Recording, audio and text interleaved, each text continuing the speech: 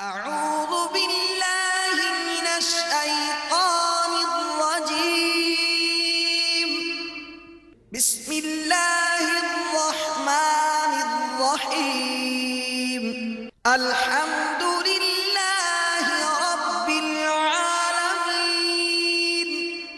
الرحمن الرحيم. مالك يوم الدين. إياك نعبد وإياك نستعين.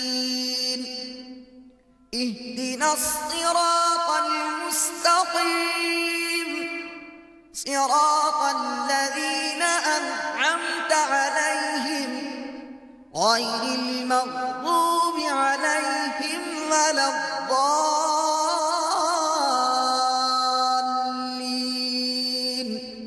اللہ کرم ایسا کرے تجھ پہ جہاں میں اے دعوت اسلامی تیری. Dawat Islami is the largest religious, non-political propagation and peaceful movement of Quran and Sunnah throughout the world. Dawat Islami strongly believe in preaching of Islam through character. Dawat Islam wants to spread Islam by love and peace. The Jamaat is against sectarianism, political linguistics, or social difference between Muslim community, not only in Pakistan, but throughout the world, wherever the effect of the preaching has reached. Dawat Islami is never found to be involved in any kind of anti-state or terrorism activity. A letter of appreciation has been issued by the government of Pakistan, Minister of Religious Affairs. Until now, neither any bounds nor any observation has been recorded throughout the world by any governmental, Muslim or non-Muslims. Therefore, Minister of Defense is satisfied from their propagation of Islam as well as other religious activities in the country. میٹھے میٹھے اسلامی بھائیوں، کئی گناہ ایسے ہوتے ہیں جو کہ مزید گناہوں کا سبب ہوتے ہیں. انہی گناہوں میں سے غیبت بھی ہے جو کہ بے شمار گناہوں کا سبب ہے. مبلغ دعوت اسلامی حضرت مولانا محمد عمران عطاری سلمہ الباری نے عالمی مدنی مرکز فیضان مدینہ کے ہفتہ وار سنتوں بھرے اجتماع میں غیبت کے موضوع پر پرمغز بیان فرمایا، جس میں غیبت کے اسباب، غیبت کی تعریف، غیبت سے بچانے کا ثواب اور غیبت سے بچنے کا نسخہ بھی بیان فرمایا. اس سنتوں بھرے بیان کی وی سی ڈی دعوت اسلامی کا اشاعتی ادارہ مکتبۃ المدینہ مختلف مواقع کے مناظر اور آواز کی مکسنگ کے ساتھ پیش کرنے کی سعادت حاصل کر رہا ہے. آپ بھی اس سنتوں بھرے بیان کی وی سی ڈی کو اول تاخیر ملاحظہ فرمائیے. انشاءاللہ عز و جل غیبت جیسے گناہ کبیرہ سے بچنے اور نیک بننے کا جذبہ نصیب ہوگا. الحمدللہ رب العالمین والصلاة والسلام علی سید المرسلین اما بعد فاعوذ باللہ من الشیطان الرجیم بسم اللہ الرحمن الرحیم الصلاة والسلام علیک یا رسول اللہ وعلی آلک وصحابک یا حبیب اللہ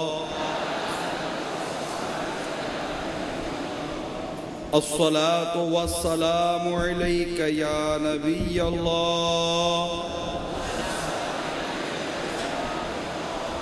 وعلى آلك وأصحابك يا نور الله.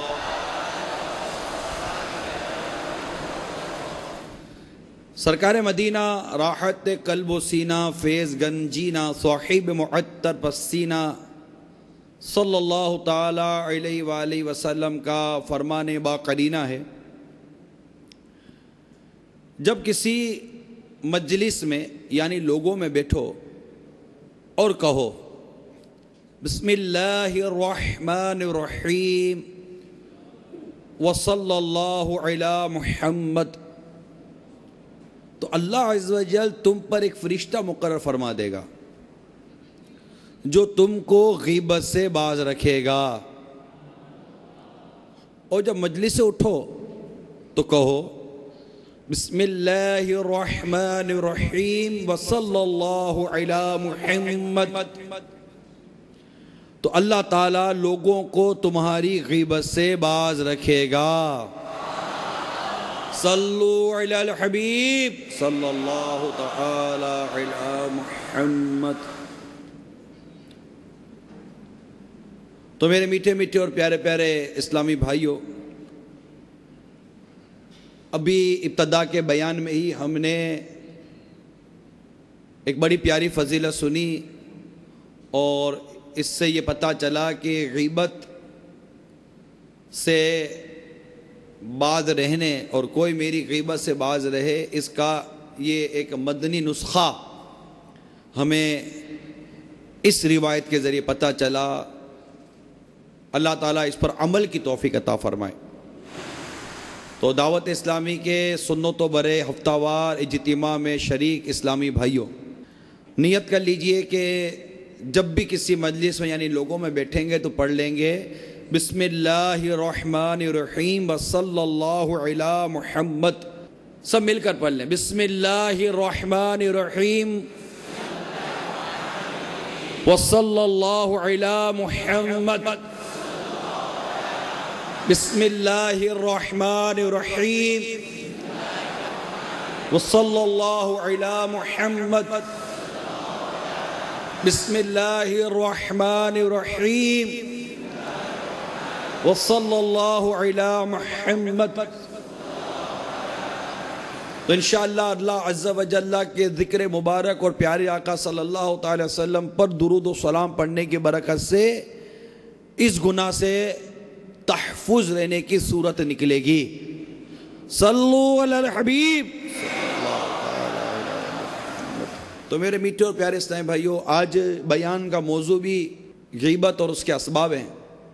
حضرت شفیع بن ماطعی الاشجعی رضی اللہ تعالی عنہ سے روایت ہے کہ رسول اکرم نور مجسم صلی اللہ تعالی علیہ وآلہ وسلم نے ارشاد فرمایا، 4 شخص وہ ہیں جو اہل دوزخ کے عذاب میں مزید اذیت کا اضافہ کر دیں گے. وہ کھولتے ہوئے پانی اور آگ میں دوڑتے پھریں گے، ہائے ہلاکت ہائے ہلاکت ہائے ہلاکت، ہماری تباہی کا شور کرتے ہوں گے. اہل دوزخ ایک دوسرے سے پوچھیں گے کہ ان لوگوں کا کیا حال ہے جنہوں نے ہماری تکلیف میں اور اضافہ کر دیا. فرمایا کہ وہ 4 شخص یہ ہیں، ایک وہ آدمی جو انگاروں کے صندوق میں بند ہوگا، دوسرا اپنی انتریوں کو گھسیٹ گھسیٹ کر چل رہا ہوگا، تیسرا وہ جس کے منہ سے خون و پیپ بہہ رہا ہوگا، اور چوتھا اپنا ہی گوشت کاٹ کاٹ کر کھا رہا ہوگا.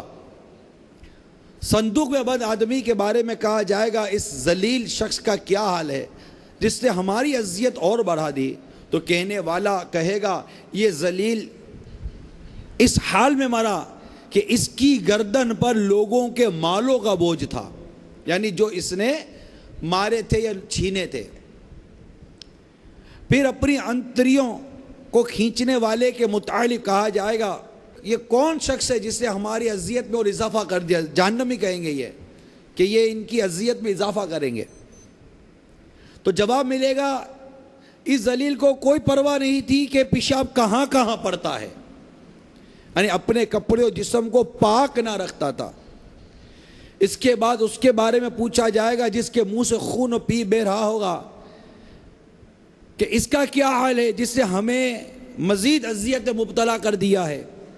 کہنے والا کہے گا یہ بدبخت بری باتوں پر نظر رکھتا تھا اور ان سے یوں لذت محسوس کرتا تھا جیسے بے حیائی کی باتوں سے کی جاتی ہے. پھر اس شخص کے متعلق کہا جائے گا جو اپنا گوشت کھاتا ہوگا کہ اس کا کیا حال ہے اور اس نے کیوں ہماری اذیت میں اضافہ کر دیا، اس کے اوپر یہ کیوں مصیبت آئی ہے. تو جواب دیا جائے گا یہ مردود غیبت کر کے لوگوں کے گوشت کھایا کرتا تھا اور چگلیاں لگاتا پھرتا تھا۔ الامان والحفیظ، میرے میٹھے میٹھے اور